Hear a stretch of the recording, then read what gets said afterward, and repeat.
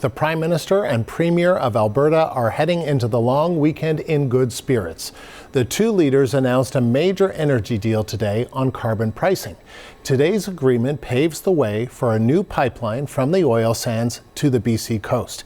Alberta has long wanted that pipeline, arguing it would be an economic boon for the province and for Canada as well. But not everyone is thrilled, including the Premier of British Columbia. We will share his response in a few minutes. But first, here's Carney and Smith speaking earlier today. It's an honor to be here with Prime Minister Mark Carney to announce a major step forward in unlocking the enormous potential of Canadian energy. And I'm happy to share with Albertans that we'll be signing an agreement today that clearly sets out a pathway to the construction of a new oil pipeline to Asian markets, commencing as early as September 1st, 2027. At the same time, we're advancing the final submission to the West Coast Pipeline to the Major Projects Office by July the 1st. Today's implementation agreement is comprehensive and it's interconnected. It covers, amongst other things, regulation, markets, methane, renewables, and carbon capture. It includes, as you've just heard, Alberta's commitment to submit a comprehensive proposal for a bitumen pipeline to Asian markets to the Federal Major Projects Office by Canada Day, by July 1st this year, and Canada's commitment to pursue the designation of that proposal as a project of national interest under the Building Canada Act by the 1st of October. Let's bring in the CBC's Rafi Bouchikanian. He joins us live from Ottawa. So Rafi, tell us more about what's in this agreement. Andrew, a lot of work, it would seem, for Alberta and Canada ahead. So you heard those two dates, July 1st for Alberta to submit a proposal for a pipeline, October 1st for Canada to say that that project would be in the national interest. There is a caveat there. There must be consultation, meaningful consultation with First Nations, with Indigenous groups, and Alberta and Canada have to keep speaking to British Columbia, the jurisdiction through which this pipeline would necessarily have to go through. Now, on top of that, another date, September 2027, is the potential date by which groundbreaking would occur and construction of this new pipeline would start. And also a big part of this agreement is the change to the industrial carbon price. As CBC News had reported earlier this week, Alberta and Ottawa have come to an agreement to raise it to $130 by 2040. Alberta had previously frozen their industrial carbon price to $95 per ton. Alberta Premier Danielle Smith presented that as quite a compromise on her part to get a pipeline built. Have a listen to her. Well, I can tell you that even though we have a carbon price, if I had my druthers on what it would be set at, it would probably be somewhere around $50 a ton. Those are the things that we have to negotiate. The Supreme Court made a decision that the federal government has the right to set a floor price. And so we have to make sure that that floor price is a negotiated price that is going to have minimal impact on the investment climate. So I would say that was a pretty big concession on our part. So she's presenting it as a concession, and it is indeed a big change from what Alberta had set last year. But I will note that the new goal they've both agreed to is quite a little different from what we had seen under Carney's predecessor, Justin Trudeau. Their policy had set it at $170 per ton, so a higher price, and way sooner, by 2030, just 4 years from now. And Rafi, there is opposition to a new pipeline, perhaps from some in Carney's own party. How is he justifying this energy deal?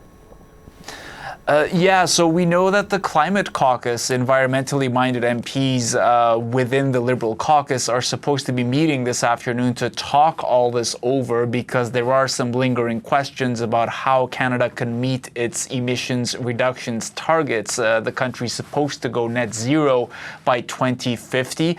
We've seen some criticism from the outside as well, from various environmental groups. NDP leader Avi Lewis came out with a Carney's statement. We'll put that up for you in part as I read it to you. He said, by gutting carbon pricing to the point of irrelevance, it has dismantled the last federal climate measure standing. We now have a federal government that no longer even pretends to rein in big corporate polluters. Meanwhile, renewables met 100% of global demand growth for electricity last year. Goes on to say the rest of the world is racing ahead on clean energy, building the economy of the future. The Liberal government is taking us backwards, locking us into more pipelines, more fossil fuel dependence, and more handouts for some of the richest corporations on earth. So these criticisms were put to Mark Carney, and here is how he responded when asked by journalists. The process of bringing oil out of the oil sands, the SAGD process, other processes, and shipping creates emissions, so-called Scope 1, Scope 2 emissions. This deal more than compensates for those emissions. It's a net negative on the thing. That's how you make progress. I've been an environmentalist, my career, UN Special Envoy on climate action. Those last two words, climate action. This is climate action. There are still lots of questions, of course. Namely, there is no private sector proponent. Carney was asked about that as well, and he said that he's confident in the investment climate that Canada's created. Essentially, Canada's good for its word. When it signs something, it means it. Nevertheless, Alberta still has work cut out for it on that front, right? Like they've said for a while now that Alberta itself is the proponent for this, and it will be looking for someone in the private sector to come along for the ride. Well, that hasn't happened yet, and even if it does happen, those environmental concerns from BC, from Indigenous groups, from First Nations, well, they'll still be there. Rafi, thank you. CBC's Rafi Boudjikanian live in Ottawa. As we've been reporting, the signing of this deal between Ottawa and Alberta seemingly clears the way for the construction of a bitumen pipeline to the BC coast. Let's bring in the CBC's Leanne Young in Vancouver. Leanne, while it may have been all smiles between Mark Carney and Alberta's Premier today, I think it would be fair to say it sure doesn't seem like smiles coming out of the Premier. David Eby has reacted to this agreement. Tell us more about what he said.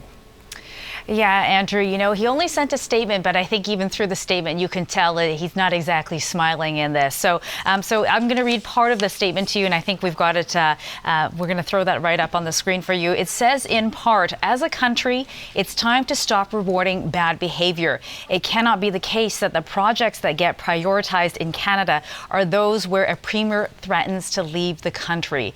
So Premier David Eby obviously reacting to what he sees as Alberta getting special treatment. Now, in that statement, he goes on to talk about the 35 major projects that are underway here in BC, which he keeps saying that they are shovel ready, they're job creating projects. And that's in comparison to what he sees as what he's called an imaginary pipeline, this proposed pipeline from Alberta to British Columbia, which he says has no proponent and still no route.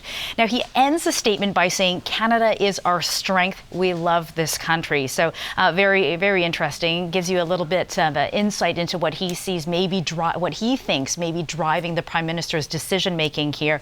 And we've heard from the Premier and the caucus and his caucus before. They've said that what they think Alberta is getting potentially here before this MOU was actually officially reported. The Premier was asked about it, and he said that he felt like it was unfair treatment, that BC is being left out of the table. And so take a listen, though, to what Mark Carney had to say. The Prime Minister this morning did say that there is mention of British Columbia in his remarks this morning. The people of British Columbia benefit from projects that touch them. And of course, before all of that, and fundamentally, is we respect and fully fulfill our responsibilities for free, prior, informed consent, standard consultations with Indigenous partners.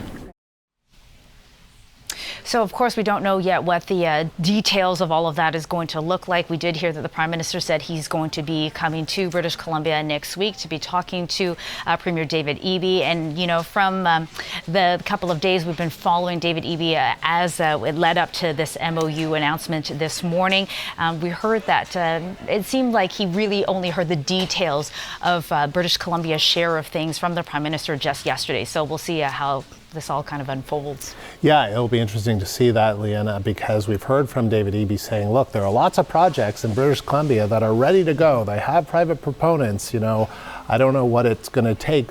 I'm sort of paraphrasing, to get Ottawa's attention, but clearly that's what he seems to be trying to do, because there has been plenty of tension, right, between BC and Ottawa over the past few months. Tell us more about that. Yeah, absolutely. And, you know, you could say that even for the past year. So it all kind of started when the MOU announcement was made about a year ago between Alberta and Ottawa. And at that point, David Eby had already called it secret discussions that he obviously wasn't really looped in on until the very end. And it was, you could clearly see his frustration. He's repeatedly called this pipeline, you know, magical, imaginary, and then he keeps pointing to these shovel-ready projects here in British Columbia. Nearly every press conference that he's at where he's asked about this potential pipeline, he keeps reminding, he says he's been reminding the Ottawa and all of us here, all of us media here across British Columbia, that there are shovel-ready projects already, and this pipeline has no proponent, no roots, the same thing that we keep hearing from him. And that tension has also, you know, leaked over to the issue around softwood lumber. So we know that it's a major industry here for us in British Columbia.